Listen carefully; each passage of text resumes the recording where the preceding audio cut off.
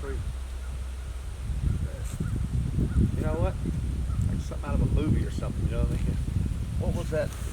What was that movie where the headless horseman came out of the trunk of the tree? You know what I'm talking Sleepy Hollow. That's it.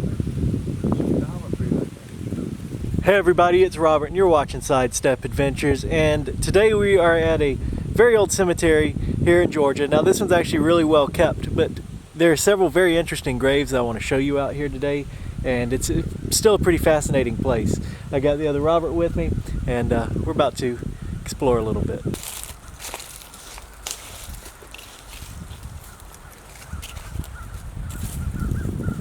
We've got these very neat wrought iron fences here that have been painted and probably painted over the years. Looks like they've got a couple layers of paint on them.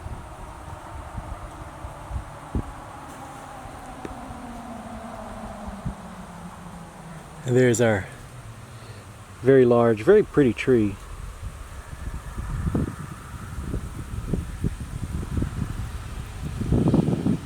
Under the tree we've got about 4 graves. First one there's a Masonic grave. It says, "In memory of my husband, John H. Toller, born February 7th, 1831 and died October 6th, 1893. The epitaph reads, "Cheerful he gave his being, up and sweet, to have the holy rest that waits a life well spent."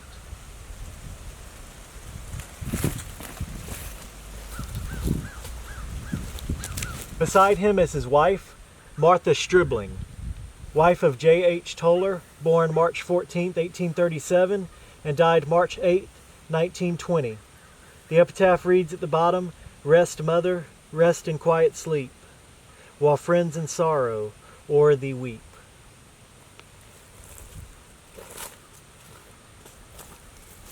This one is in memory of my dear husband, Robert Harold Holland, born April 11th, 1887 and died September 25th, 1923.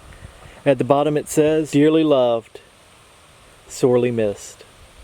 Our last grave in this plot is Donna J. Toller, wife of J.A. Slayton, born November 20th, 1860 and died February 16th, 1924. Now I would imagine that she's probably the daughter of the first 2 graves that we read in here, but that's just a guess, of course. "I heard a voice you could not hear, which said, I must not stay. I saw a hand you could not see, which beckoned me away." Right next, the next one here is an example of that poured concrete, and then they used something like a stamp, probably a jig set up, and they had the letters. They just put the letters in like you were setting typeset, and they'd set it down in there. You know what? Let's get over and get a closer look at that. I want to look at that. So this is just like that Mahone. What was it? Mahone Ingram Cemetery. Same kind of fence, a wire and maybe a Sears and Roebuck fence or something like that. Take the camera on here.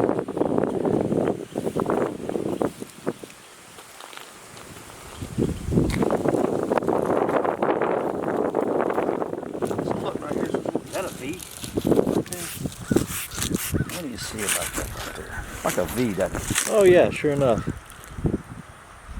Let me sweep this thing off, take a look at it, see what we got here. I'll let you read it. I'll get out of the light here and let you read it. And so this is the grave of J. Travis Hendricks, born November 12, 1854 and died August 31st, 1940. "A precious one from us has gone, a voice we love distilled, a place is vacant in our home, which never can be filled." And what Robert was interestingly pointing out is this V that's on there, almost like maybe an accident or a misstamp. Maybe when they were pouring this, they set the V down for a second. Yeah. While they were taking a break, and it actually made an indention in there. It shows up now. Interesting. Little wooden jig they had, poured of concrete, and they had letters. And I think some of them the letters were like on a typeset, like you would set a type printing press. And they'd set them out there and they'd stick them down in there and they'd print it. Interesting, and you notice that the 1940, so this is 1940.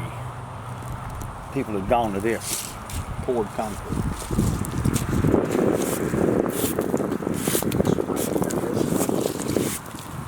Another boat, right? Cornelia. Cornelia Frances Hendricks, born November 19th, 1960, and died December 4th, what is it, 1949? 49, asleep in Jesus.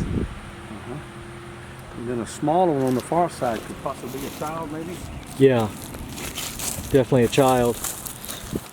Carrie Bell Hendricks, born November 19th, 1885, and died January 22nd, 1897. The bottom it simply reads "at rest." And it's interesting, maybe this stone was poured later, you know. It could be. Could be. Could have came back later and poured all three of them at one time.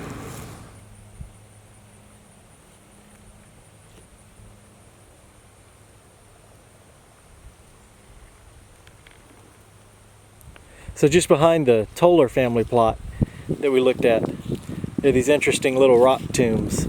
No doubt from the size, children, but they are otherwise unmarked. Always very fascinating to see this burial style here.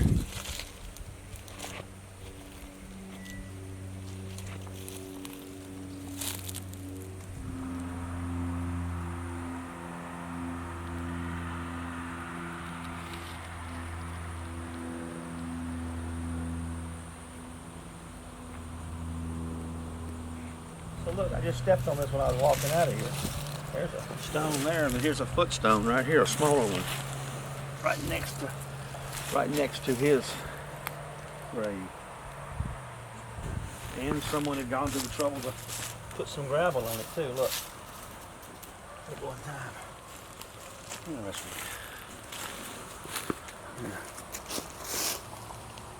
Now Robert pointed this out a minute ago. It's interesting how this obelisk here is not squared like they usually are, but rather put up at an angle.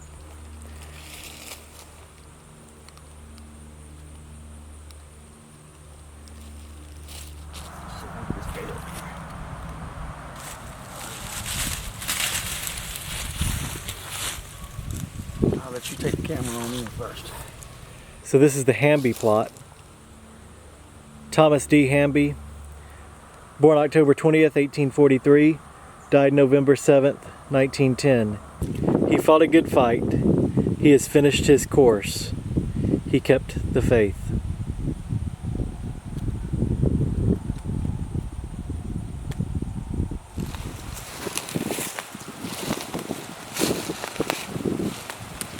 Over on this side is Mary E. Grant, his wife.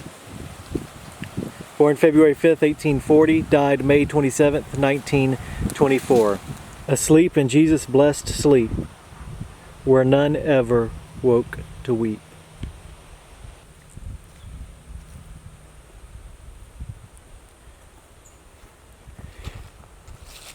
Here's another one of those interesting rock tombs.